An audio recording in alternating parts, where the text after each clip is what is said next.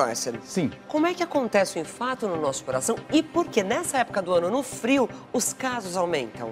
Bem, o infarto acontece no nosso coração por esse mecanismo aqui, olha. Aqui é uma artéria normal que vocês estão vendo. Olha só como ela é bonitinha, não tem nada, né? Limpinha. De repente, olha, Ana, olha o que acontece. Depósito de placas de gordura, vai fechando a artéria, vai entupindo.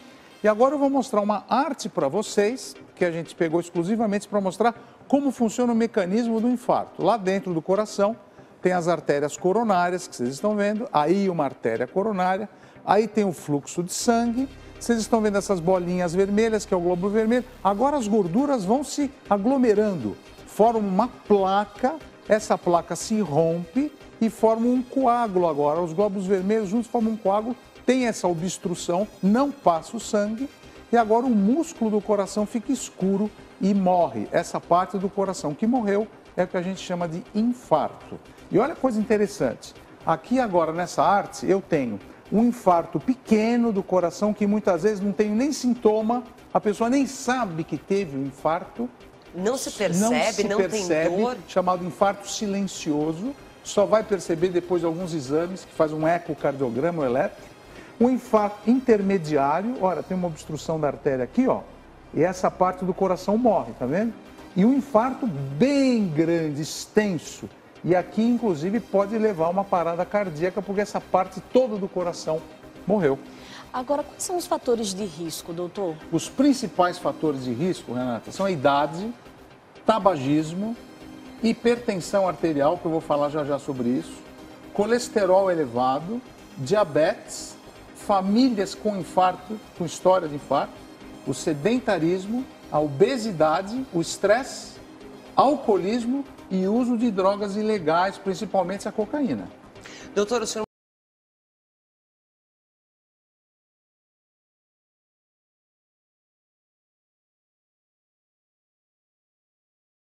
Bom a gente conhecer eles. Claro. Quais são?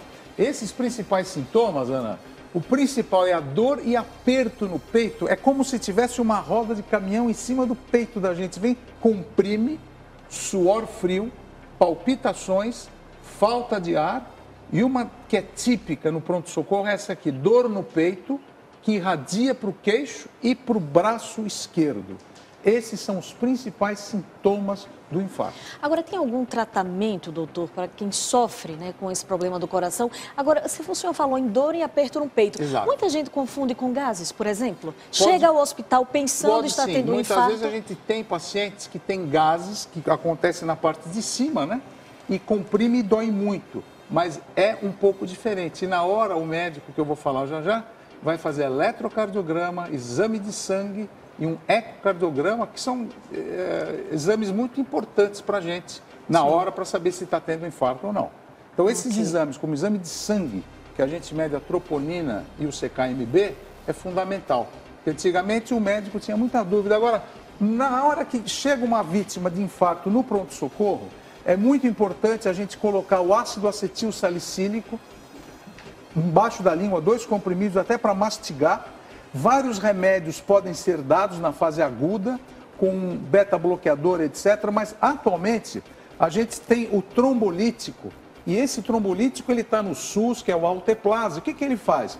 A gente injeta o trombolítico na veia de quem está tendo infarto. Eu vou simular que aqui vocês têm a parede do vaso, que está com gordura obstruindo o sangue. Eu injeto o trombolítico, que é a Alteplase, e esse trombolítico ele vai dissolver os coágulos. E eu salvo vida fazendo isso daqui. Isso aqui é uma coisa que é não invasiva. Eu injeto esse trombolítico aqui na veia do doente. É uma droga que eu injetei e limpou.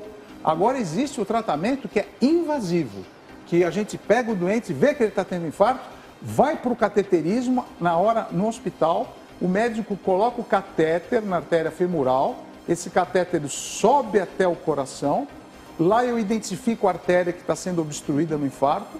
Aí esse catéter tem na ponta um balão, que é a angioplastia, e ao mesmo tempo eu tiro esse balão e deixo esse arame chamado stent. Eu salvei esse paciente. O sangue passa e eu evitei dele ter um infarto pior e ter morte súbita. Porque muitas das complicações que a vítima do infarto tem é a morte súbita. Agora, Doutor, eu tenho uma dúvida, porque ali o senhor está falando do momento que ele chegou ao hospital. Exato. Mas eu estou andando na rua, estou aqui dentro do estúdio, no shopping center, com a família. Estou vendo alguém passando mal, tendo infarto. Eu posso ajudar? E como eu ajudo? Então, essa pessoa que está tendo infarto, se ela tiver essa complicação que é a parada cardíaca, que acontece muito nesses pacientes, e geralmente 95% das vezes acontece na rua. Nunca acontece uma parada cardíaca dentro do hospital. A minoria acontece dentro do hospital. Então, todos nós temos obrigação de aprender a fazer massagem e reanimação. Primeira coisa é chamar alguém, por exemplo, Renata, chama 192 para mim, que é o SUS, a polícia, Emergência. A ambulância, a emergência. Precisa sempre chamar ajuda. Em seguida, eu chamo a pessoa, olha, você está bem, a pessoa não responde. Eu vejo o pulso, não tem pulso, eu começo a reanimar.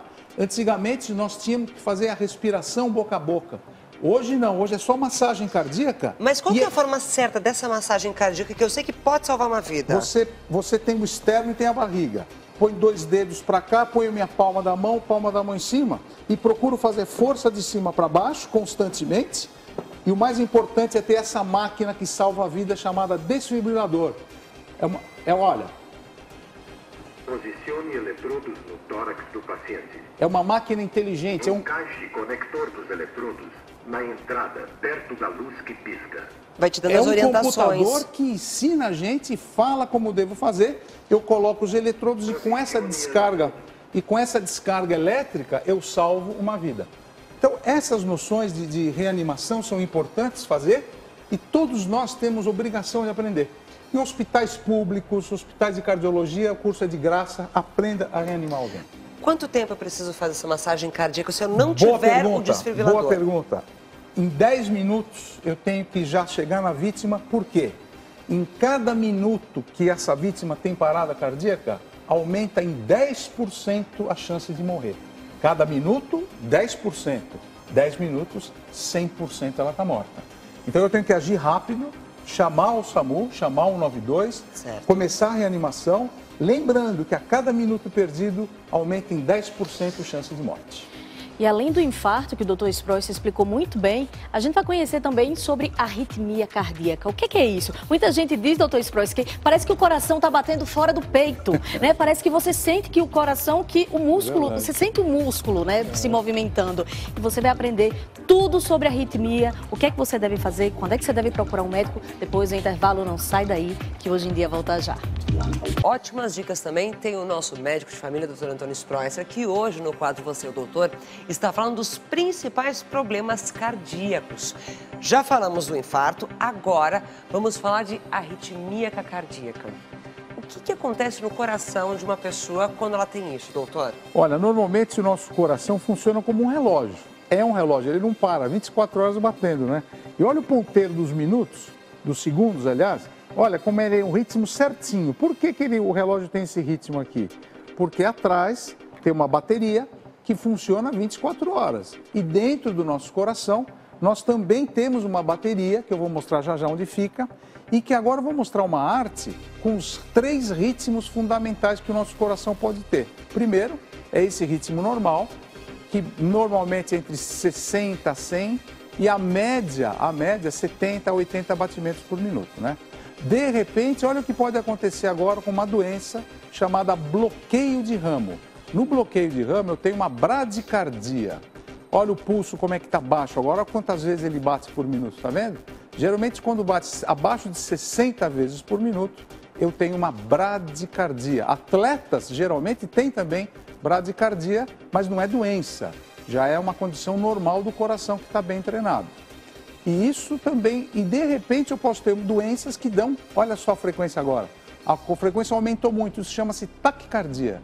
Quando está acima de 100 batimentos por minuto, e tem várias doenças que já eu vou falar, as principais, que podem dar esse tipo de alteração no nosso coração. Agora, quais são as causas, doutor, da arritmia? Bem, as causas principais eu tenho aqui, olha, as não do coração, que não estão relacionadas ao coração, como, por exemplo, doença da tireoide. Se eu tiver um hipertireoidismo, eu vou ter uma taquicardia importante. Fator emocional, estresse, doença de Chagas, que é uma doença que está sendo erradicada no Brasil. Hoje nós temos 3 milhões de portadores de doença de Chagas. E alteração do sódio e do potássio, principalmente o potássio. Pessoas que fazem dieta, que têm diarreia crônica, podem ter baixo potássio e ter arritmia. Já as doenças do coração que dão arritmia são principalmente a do coração, que é a coronariana, que eu falei agora, quando vai pouco sangue. Doenças do músculo do coração, como miocardite. E as válvulas cardíacas e congênitas. A principal válvula cardíaca é a prolapso da válvula mitral, que pode dar algumas alterações, como taquicardia ventricular, a fibrilação, etc. Entendeu? E tem sintoma? A arritmia cardíaca tem sintoma? Os principais são a palpitação e o pulso muito acelerado, tontura, desmaio, dor no peito, falta de ar e mal-estar. Porque você sente que alguma coisa está errada lá dentro, você sente um descompasso. E muitas vezes isso pode ser muito grave e precisa de tratamento. E como é que a gente faz esse tratamento? Então, normalmente o tratamento da arritmia, Renata, é por remédio. Sim. Tem vários remédios, a propafenona, a amiodarona, mas também tem o tratamento cirúrgico para aqueles casos em que você tem bradicardia e bloqueio de ramo. E aqui na minha mão tem o marca-passo. Esse marca-passo, o cardiologista, quem faz hemodinâmica, deixa embaixo da pele e esse catéter aqui, olha, a gente coloca isso num laboratório de arritmia, a gente pode fazer vários testes para saber qual tipo de arritmia, mas esse fio, ele acaba aqui na bateria, aqui no átrio direito tem a bateria, e ele acaba estimulando essa bateria para funcionar melhor. E tem marca-passos hoje que tem a função também de desfibrilação automática. A hora que esse marca-passo vê que o ritmo está normal, ele mesmo dá um choque. Ele já aciona? Ele aciona um desfibrilador e cardioversor automático. Isso salva uma vida. Agora, uma coisa que eu gostaria de chamar a atenção de todas as pessoas em casa. Você sabia que mais de 30 milhões de pessoas aqui no Brasil sofrem com hipertensão? E esse é um problema que pode afetar diretamente o nosso coração? O doutor vai falar sobre isso já, logo depois do intervalo. O assunto é sério, é saúde da família e é bom você continuar com a gente. A gente já volta. Sproycer, o que é hipertensão e o que acontece com o nosso corpo? Olha que coisa interessante. Aqui vocês estão vendo um vaso sanguíneo e ele, já vocês vão comparar com esse que está do lado. Olha como ele está dilatado, está bonitão. Olha o sangue como passa fácil aqui dentro. Olha, esse é o normal. Aqui a pressão está bonita, 11/7, 12/8. De repente, no frio, né? No frio, os vasos ficam mais encolhidos, você come mais. Aí tem um pai que tem hipertensão, né? Aí você está muito acima do peso. Olha o vaso sanguíneo como está mais contraído. Uma série de hormônios produzidos no rim também afetam o vaso. Olha como está mais difícil de passar o sangue aqui, olha a dificuldade. Então é por isso que no frio a gente tem mais casos tem mais de problemas tendência, cardíacos. você come mais, a artéria fica menor, a artéria é isso? diminui, o frio faz vasoconstrição e depois tem os problemas genéticos hereditários, mas enfim, o número ideal para você viver é o 12/8. O que é 12/8? 120 por 80 milímetros de mercúrio, ou 12/8 centímetros de água. É a pressão ideal para você, ou até abaixo. A Ana estava falando, a gente estava conversando no intervalo, as mulheres têm tendência a ter pressão mais baixa, 10/7, enfim. 11/7. Exatamente. Aí, o que acontece? A pressão normal, a gente sempre fala que é aquela que está abaixo de 13/8. Mas tem um limite. E o limite qual é? É 135/85. Por quê? Se você passa, por exemplo, 14/9, você já é hipertenso. 15/10, e você me perguntou qual dos dois números é o pior, os dois são. Ah, é? Eu Tanto pensei que de fosse cima o segundo, como doutor de Sproycer. baixo. O de cima, ele faz com que seu coração tenha muito problema de bater, ele cresce e tem dificuldade. E esse de baixo, principalmente para riscos de acidente vascular cerebral, riscos na retina, as pessoas com hipertensão arterial têm problema nos olhos e principalmente nos rins, sem saber que o coração cresce de tamanho, pode dar arritmia. Então, a hipertensão arterial, 1 em cada 4 pessoas no Brasil tem hipertensão arterial. E acima de 60 anos de idade, 50% da população tem hipertensão. E as principais causas, está aqui, ó, o excesso de sal. No Brasil, nós comemos com muito sal. O estresse, a alimentação não saudável, a obesidade e um fator fundamental que é a hereditariedade. E como é que eu vou ter uma pressão de 12/8? Primeira coisa, tira o sal da comida ou reduz. Atividade física diariamente. Tem que ter um acompanhamento médico para tirar sua pressão sempre. Use o seu medicamento e o controle de peso. Vale a pena falar, as pessoas que estão vendo o nosso programa agora, tomam o remédio da pressão melhora e para de tomar o remédio da pressão. Não pode. E não pode. Isso aí não pode fazer. Então, tem gente que tome toma o remédio. uma vez, viu que a pressão está alta, tomou e no outro dia não mais. Então isso é muito tá frequente. Errado. 60% da população não faz o tratamento certo. E agora, quais são os sintomas? Porque aqui existem, né, doutor? Então, sabe, Ana, na verdade, a hipertensão arterial ela não dá sintoma. Ela dá sintoma quando ela já está muito grave, muito avançada. Então, a hipertensão é uma doença silenciosa. Por isso que você ir ao médico todo ano, 2 vezes por ano, é importante. Bom, os principais, dor na nuca, dor de cabeça, tontura, zumbido e visão embaçada, porque eu falei que os vasos dos nossos olhinhos podem estar acometidos. Se isso daqui tudo estiver acontecendo com você, é porque você já está numa situação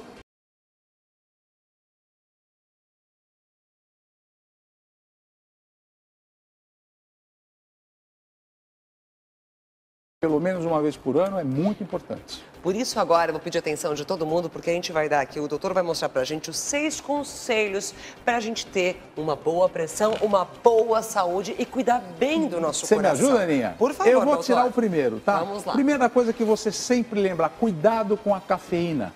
Pessoas que já têm estresse no dia a dia, vai tomando café, toma 5, 6, 7, 8 xícaras de café, vai ter pressão alta, arritmia cardíaca, então tome muito cuidado com a cafeína. Muito bem. Segundo conselho, álcool com moderação. Álcool é bom? O homem tomando 2 doses de vinho tinto por dia e a mulher uma só, isso é recomendado pela Organização Mundial de Saúde. Não passe disso. E o pior é aquele bebedor que chega no final, não bebe nada durante a semana, chega no sábado, toma todas. Ah, não bebi da semana toda, então eu posso pegar de segunda, beber. terça, quarta, quinta, sexta, o sábado e domingo, multiplica por 10.